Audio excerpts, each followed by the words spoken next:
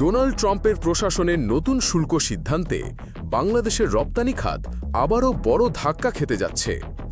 ১ August থেকে যুক্তরাষ্ট্রের রপ্তানিকৃত বাংলাদেশি পণ্যের ওপর ৩৫% শুল্ক কার্যকর হবে, এমনটাই জানিয়েছেন ট্রাম্প নিজেই ট্রুথ সোশ্যালে প্রকাশিত চিঠিতে।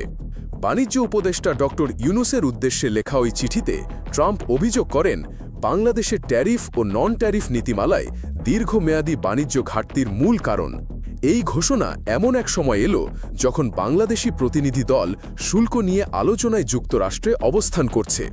তবে ট্রাম্পের বার্তাটি ছিল এক ধরনের চাপ তৈরির কৌশল, যেখানে তিনি উল্লেখ করেছেন বাংলাদেশি কোম্পানিগুলো যদি আমেরিকায় উৎপাদন শুরু করে তাহলে শুল্ক মাফ পাওয়া যাবে।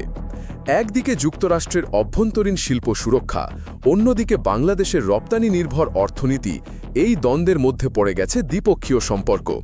পাল্টা শুল্কারোপের সম্ভাবনাও তৈরি হয়েছে, যা দ্বিপাক্ষিক বাণিজ্যে অনিশ্চয়তা তৈরি করতে পারে।